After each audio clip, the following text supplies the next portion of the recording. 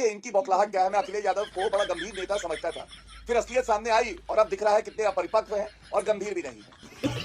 नहीं होगा क्योंकि अखिलेश यादव को ये जो कंपन है ना राजनीतिक, ये बता रही है वो जानते हैं 2027 का चुनाव अखिलेश यादव हार चुके हैं और इसीलिए ठीकरा फोड़ने के लिए वो बहाने ढूंढ रहे हैं।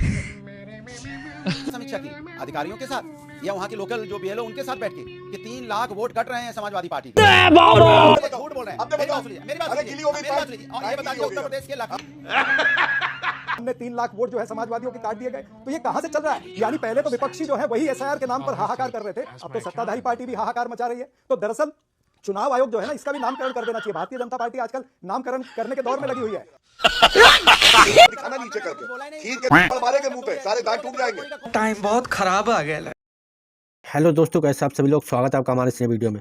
दोस्तों आज का वीडियो काफ़ी ज़्यादा मज़ेदार होने वाला है क्योंकि गौरव भाटिया और अनुराग भदौरिया में जम के बहस हुआ है वोट चोरी को लेकर। पहले हम गौरव भाटिया जी की बात सुनते हैं, क्या कहते हैं जी, फिर इसके बाद हम अनुराग भदौरिया की बात सुनेंगे। आइए देखते हैं वीडियो को। देखो अखिलेश यादव को कैसे पता चला है, किसने बताया है, ये सवाल जरूर पूछिएगा समाजवादी पार्टी के प्रवक्ता से। दूसरी बात देखिए अंजना जी, सारे देश में स्वागत हुआ है एसआईआर का। एसआईआर संवैधानिक प्रक्रिया है और सर्वोच्च न्यायालय ने भी अभी कहा है कि एसआईआर करने का हक, अधिकार इलेक्शन कमीशन ऑफ इंडिया का है। हमने देखा बिहार में भी ऐसे ही भ्रम फैला रहे थे, उछल कूद कर रहे थे। वहां के परिणाम क्या हुए आपने देखा। सुप्रीम कोर्ट ने स्टे नहीं किया एसआईआर को और 12 प्रदेशों में जो प्रक्रिया है, ये मामला भी सर्वोच्च न्यायालय में सुना जा रहा है। कोई रोक नहीं लगी। पहली बात, संवैधानिक है, सर्वोच्च न्यायालय ने रोक नहीं लगाई, इस पर उत्तर लीजिएगा। दूसरी बात, बिहार में कितनी अपील फाइल करी थी आरजेडी ने और जो इनके साथी थे कांग्रेस पार्टी ने, आपको मालूम है, 0 अंडा। तीसरा, क्या 10 वोटर भी बाहर निकल के आके कहे कि हमारा वोट जो है कट गया है, गलत कटा है? नहीं कहे। क्यों? क्योंकि देखिए इनकी बौखलाहट क्या है। मैं अखिलेश यादव को बड़ा गंभीर नेता समझता था, फिर असलियत सामने आई और अब दिख रहा है कितने अपरिपक्व हैं और गंभीर भी नहीं है। उनको राजनीतिक कंपन हो रही है, ये पॉलिटिकल एंजाइटी होती है, ये अच्छा होता है। ये लोग किस पे अपनी पूरी राजनीति का आधार रखते हैं? जो इलीगल वोटर्स, अगर घुसपैठिए भी हैं, एक धर्म विशेष के हैं, तो इनको लगता है इनका वोटर है, चाहे ममता बनर्जी हो, चाहे वो अखिलेश यादव।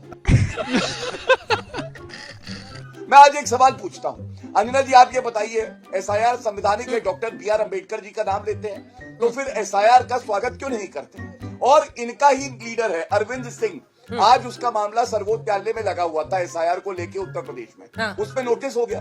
अखिलेश यादव प्रेस कॉन्फ्रेंस करने की बजाय, आप नहीं मानती कि हलफनामा दे, वो भी तो एक नेता है, वो हलफनामा दे, सर्वोच्च न्यायालय में बताएं क्या गड़बड़ियां हो रही है, किन लोगों के वोट गलत काटे जा रही है। नहीं होगा, और ये इसलिए नहीं होगा क्योंकि अखिलेश यादव को ये जो कंपन है ना राजनीतिक, ये बता रही है वो जानते हैं 2027 का चुनाव अखिलेश यादव हार चुके हैं और इसीलिए ठीकरा फोड़ने के लिए वो बहाने ढूंढ रहे हैं। देखिए मेरा सीधा दोस्तों अब हम अनुराग भदौरिया जी की बात सुनते हैं, ये क्या कहते हैं, और इनकी बात सुन के आप लोग कमेंट करके जो बताना ये सही है या गौरव भाटिया।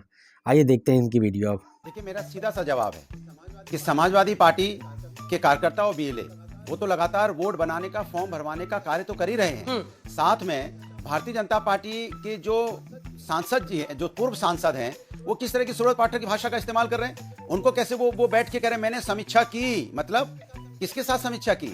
अधिकारियों के साथ या वहाँ के लोकल जो बीएलओ उनके साथ बैठ के कि 3 लाख वोट कट रहे हैं समाजवादी पार्टी के।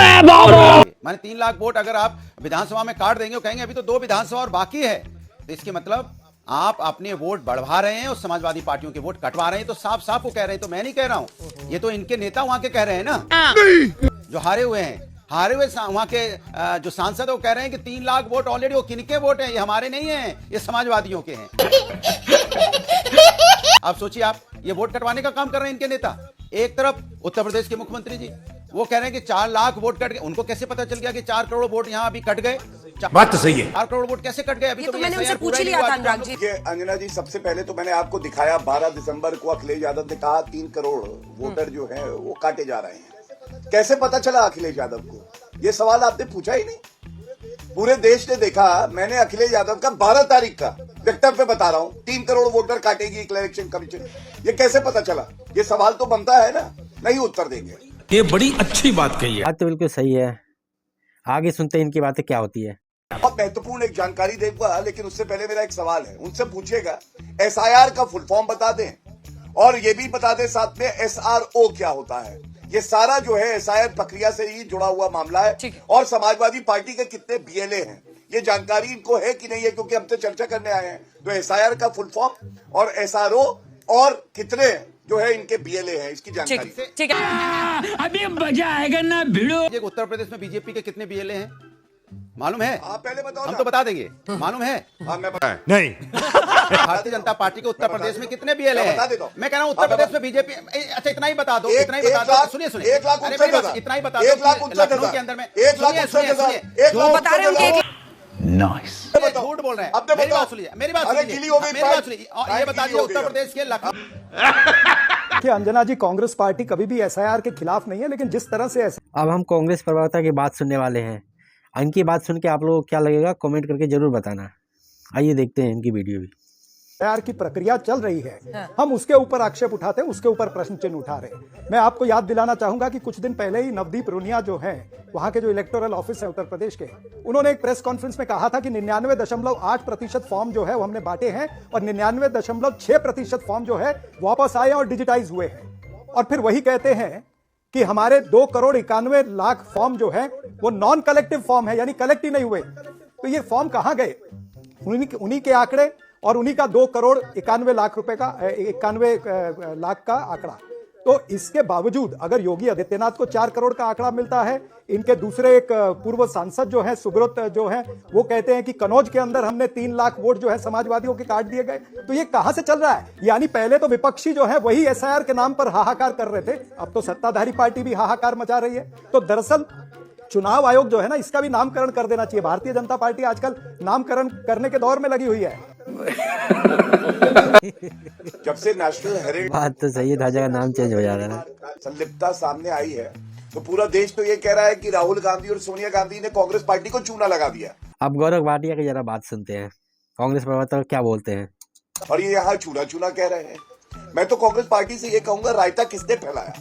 रायता फैलाया राहुल गांधी ने बिहार में। कांग्रेस की हालत ये हुई, बिहार में 6 सीटें आई थी अंजना जी। इनके जो बीएलए हैं उन्होंने एक भी अपील दायर नहीं करी।